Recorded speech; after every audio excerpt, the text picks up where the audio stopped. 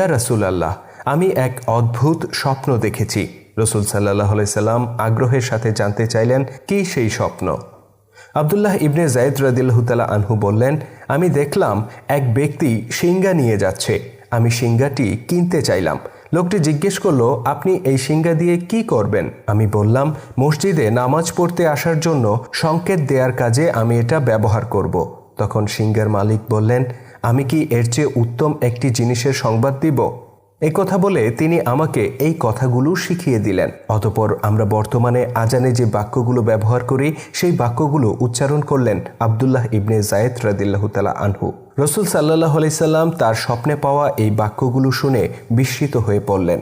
মানুষকে নামাজের প্রতি আহ্বান করার জন্য এর চেয়ে উত্তম বাক্য আর কি হতে পারে? এর প্রতিটি চরণে রয়েছে মহান আল্লাহ পাকের প্রশংসা, রসুলের নবুওয়াতের স্বীকৃতি আর সালাহ ও কল্যাণের পথে মানুষের প্রতি আহ্বান। রসুল সাল্লাল্লাহু আলাইহি সাল্লাম উপলব্ধি করলেন, এটা নিছক কোনো স্বপ্ন নয়, বরং স্বপ্নযোগে পাঠানো আল্লাহ পাকেরই নির্দেশ। অতঃপর রসুল সাল্লাল্লাহু আলাইহি সাল্লাম সন্তুষ্ট চিত্তে আব্দুল্লাহ ইবনে যায়েদ রাদিয়াল্লাহু তাআলা আনহুকে বললেন, তুমি বেলালকে এই কথাগুলো শিখিয়ে দাও, কেননা তোমাদের মধ্যে বেলালের কণ্ঠই সবচেয়ে সুমধুর। আব্দুল্লাহ ইবনে যায়েদ রাদিয়াল্লাহু তাআলা আনহু হযরত বেলাল রাদিয়াল্লাহু তাআলা আনহুকে বাক্যগুলো শিখিয়ে দিলেন। অতঃপর বেলাল রাদিয়াল্লাহু তাআলা আনহু রসুলের নির্দেশে মসজিদে নববীর ছাদে গিয়ে দরাজ কণ্ঠে উচ্চারণ করলেন সেই মহিমান্বিত বাক্যগুলো।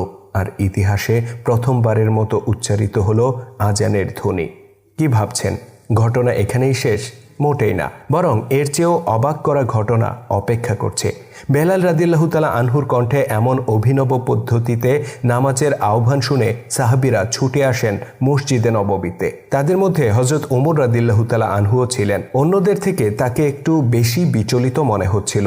তিনি রাসূল সাল্লাল্লাহু আলাইহি সাল্লাম এর কাছে ছুটে গিয়ে বললেন, ইয়া রাসূলুল্লাহ, বেলাল এই কথাগুলো কোথায় পেয়েছে? আপনি কি তাকে এগুলো শিখিয়ে দিয়েছেন? রাসূল সাল্লাল্লাহু আলাইহি সাল্লাম বললেন, আমি নই, বরং আব্দুল্লাহ ইবনে যায়েদ। গতরাতে স্বপ্নে এক ব্যক্তি তাকে এই কথাগুলো শিখিয়ে দিয়েছে। এই কথা শুনে ওমর রাদিয়াল্লাহু তাআলা আনহু আবেগে আপ্লুত হয়ে পড়লেন। তিনি বললেন, ইয়া রাসূলুল্লাহ, সেই সত্তার কসম যিনি আপনাকে সত্য নবী হিসেবে পাঠিয়েছেন আমাদের কাছে, আমিও অবিকল এই বাক্যগুলো গতরাতে স্বপ্নে শুনেছি।